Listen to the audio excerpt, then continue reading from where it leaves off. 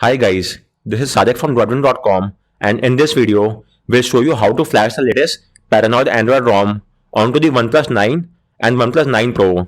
It's based on the latest Android 14 build, and while there exists two methods of flashing, that is via the fastboot and the recovery method, but as of now, at the time of recording, the recovery method does not work because both the Orange Fox and the TWRP recovery is unable to decrypt the storage, and the ROM flashing will fail if you try via the recovery method.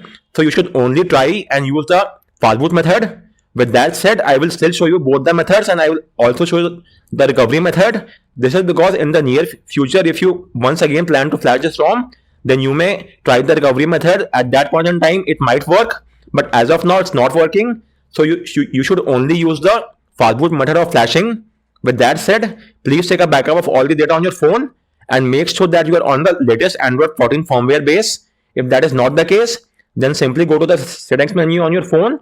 From there, go to About Device and Oxygen OS, and make sure to download and install the pending updates, and you should be on the Oxygen OS 14 Android 14 build. Once that's well and good, then let's get started. So first off, you will have to get hold of the Android SDK platform tools. So get it from here and extract them onto your PC. You could extract them anywhere you want. In my case, I've done the extraction in C drive, and these are the files of platform tools. Once that is done, you will now have to enable USB debugging and OEM unlocking. USB debugging is required to execute ADB command, whereas OEM unlocking is required to unlock the bootloader on your phone. So let's now carry out both this task. For that, go to settings menu, then go to About Device, then go to version and tap on version number 7 times. You will get a prompt that you are now a developer. So go back, again go back, go to additional settings, and you should now see developer option. Go there and enable the toggle next to OEM unlocking and USB debugging. You will get a prompt on your phone, tap on OK. You might get an RSC key prompt as well. In that case, tap on allow. Likewise, change the USB file transfer. If you are not getting that option, then simply unplug and replug your phone, and then change the USB file transfer mode from charging this device to file transfer. And with this, debugging is now enabled. Let's verify the same. So go to platform tool folder address bar, type in CMD and hit enter. This will launch command prompt inside platform tools. Now type in ADB devices and make sure that you are getting an ID. If you are not getting any ID, then unplug and replug your phone from the PC. Disable and re-enable USB debugging. Tap on revoke USB debugging. Use the official cable that came with your phone and use the USB 2.0 port on your PC. So carry out this USB tweaks and make sure that you are getting an ID. Once you are getting an ID, your next course of action is to unlock the bootloader on your phone. Do note that doing so will wipe off all the data, and it might make the warranty null and void as well. If that's well and good, you could refer to my guide and the video and get this job done. All you have to do is simply boot your phone to fastboot mode and then use the fastboot flashing and lock command. After that, use the volume key to highlight unlock the bootloader and press the power key to confirm. With this, the bootloader will be unlocked. So next up, you will now have to get hold of the ROM file. Again, I am repeating, as of now, the recovery method does not work. So you will only have to download the fastboot ROM. So expand the latest ROM version and click on fastboot option. With this, you will get the fastboot ROM file. So let me show you. This is the fastboot ROM. The ROM file which has the image keyword in its name is the fastboot ROM, whereas the ROM which does not have the image keyword is the recovery ROM. So as of now, we will be using the fastboot ROM. So simply copy it from here and then transfer it to the platform tools folder on your PC. So let's transfer the ROM file over here. Once that is done, let's now rename the ROM file to something shorter. So let's just rename it to ROM, and the complete name becomes rom.zip. Once that is done, let's now move ahead. So next up, you will now have to boot your phone to fastboot mode. For that, just type in ADB reboot bootloader and hit enter, and your phone will now boot into the fastboot mode in a matter of few seconds.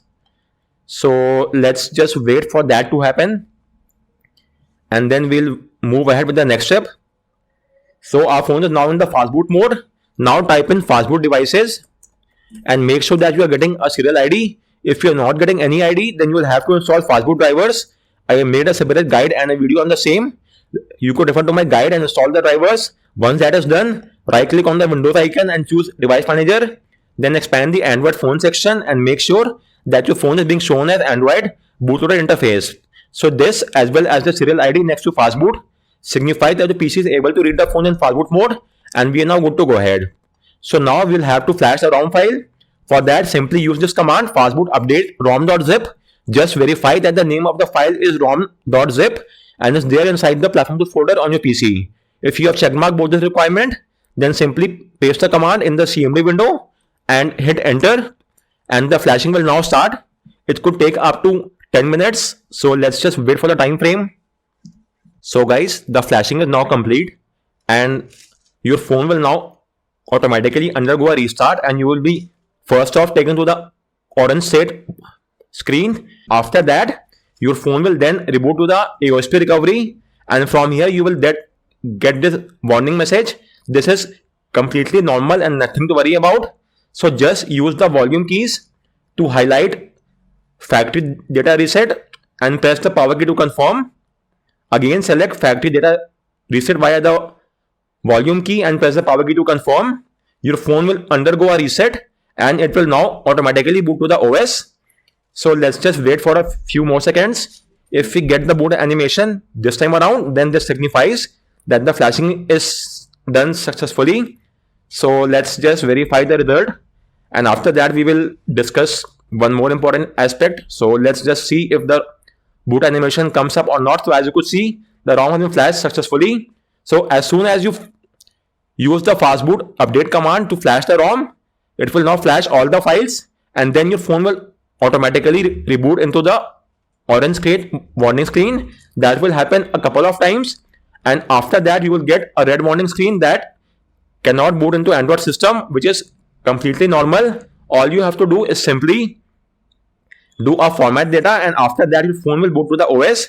This issue might not have happened if the batch file, ROM flashing file, might have a fastboot space -w command. In that case, after flashing the super, a format data would have taken place and then our phone have automatically boot to the OS.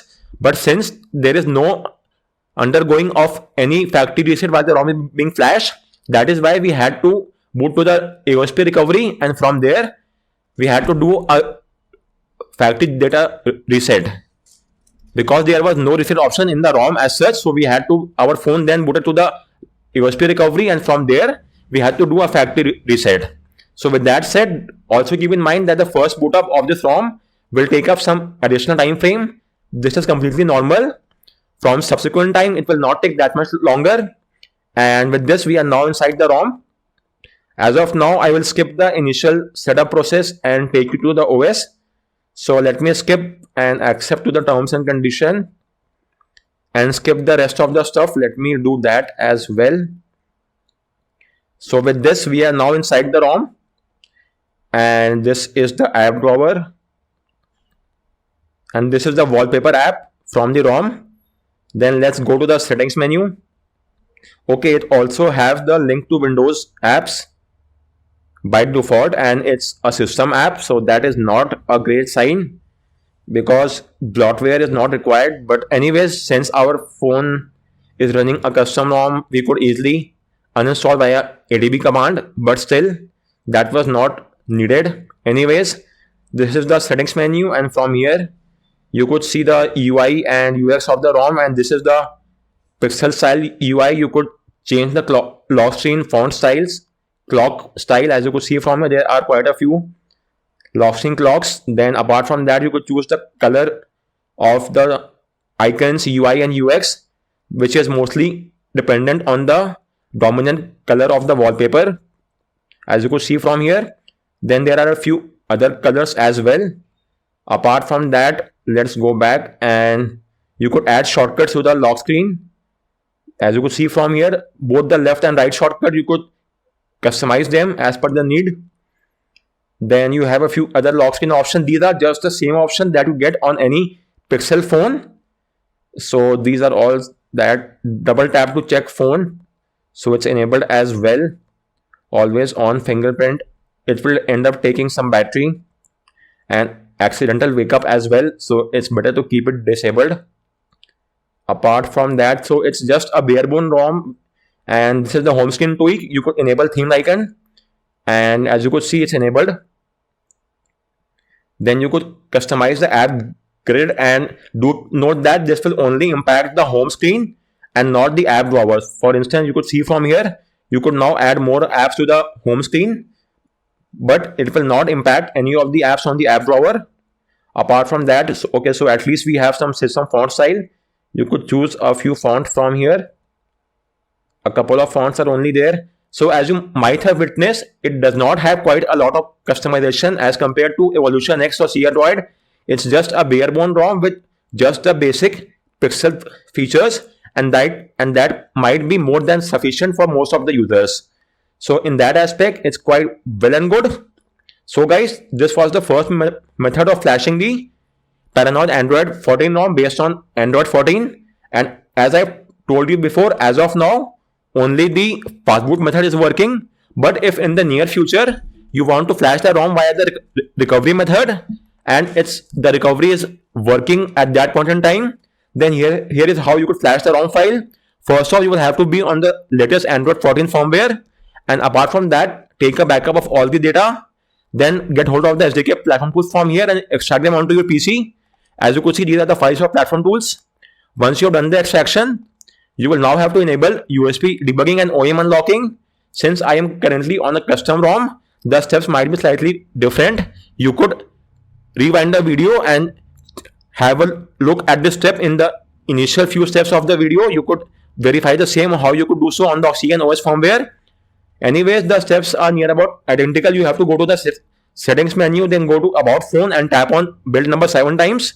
After that, you will then have to go to additional settings, and you should now see developer option. So go there and enable the toggle next to OEM unlocking and USB debugging. After that, you will have to unlock the bootloader. For that, boot your phone to fastboot mode. You could refer to my guide and the video as well. In short, just boot your phone to fastboot mode and use the fastboot flashing unlock command to get this job done. Once that is done, you will now have to download the ROM file, but this time around you will have to download the recovery option.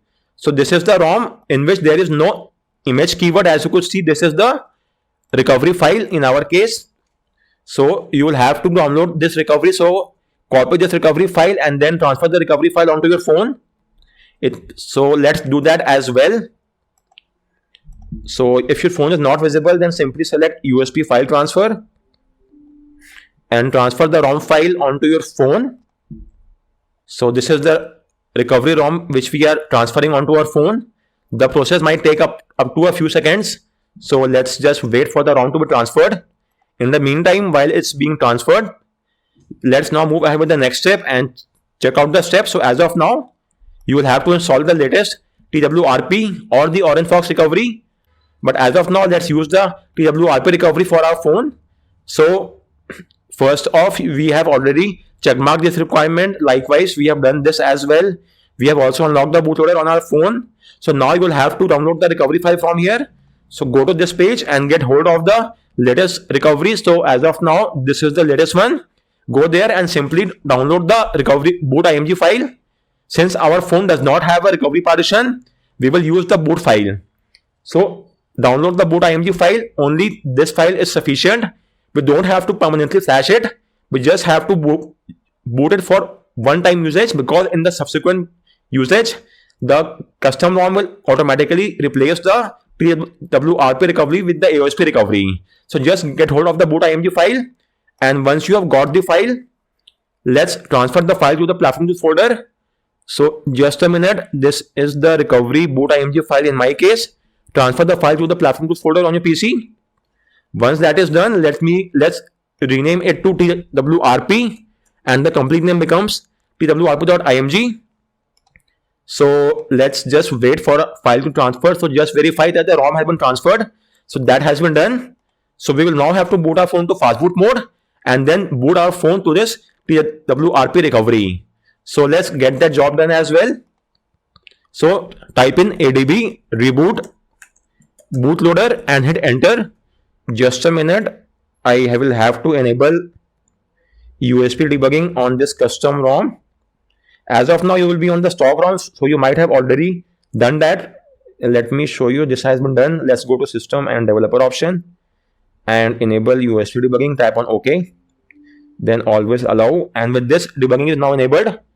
So now you will have to boot your phone to fastboot mode via the ADB reboot bootloader command, and this will boot your phone to fastboot mode. It will take only a few seconds. So let's just wait, and we are now in the fastboot mode.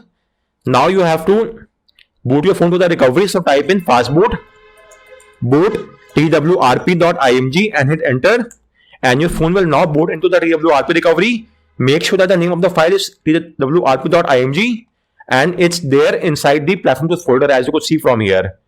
Once that is done, your phone will now boot into the twrp, and from there we are just booting it and not flashing it because we only require for one-time usage. Now let me show you, as I've told you in the beginning, as of now the recovery will not be able to flash the ROM file. Let me show you that as well. So, but still, keeping that aside, if you are watching this video a couple of months later on and everything is working well and good, then in that case, you have to go to install and select the ROM zip file and do a right swap to flash it. And in that case, the flashing will now start, and it will take up to around 8 to 10 minutes for the file to be flashed. Once the flashing is done, you will then have to do a factory data reset on your phone. So once the ROM has been flashed, go to the home screen, go to wipe, format data, type in yes and hit the blue check mark. With this, your phone will undergo a reset. Once that is done, you may select reboot and system. Or the second thing that could happen is, after you flash the ROM file, your phone will automatically boot to the AOSP recovery, and you might get a warning sign as before that it cannot boot to the Android system. In that case, simply select the format data, and then your phone will automatically undergo a reset and then boot to the OS. But as of now, it's unable to flash the ROM file, and it's saying us to simply reboot to the recovery to switch to the slot. So even though if we reboot to recovery, nothing will happen. Let me show you. Let's select reboot recovery, and that nothing as such will happen in that case as well. So as of now, you will not be able to flash the ROM file. So that is why I will recommend you. So as of now, we are booting back to the AOSP recovery because we have just used the fastboot boot command for one-time usage because the recovery is not working. So as of now, there is no need to use the recovery method and only use the fastboot method to flash the ROM file. So guys, with that in mind, I round off this video. If you have any queries, do let me know in the comment section. And thanks a lot for watching.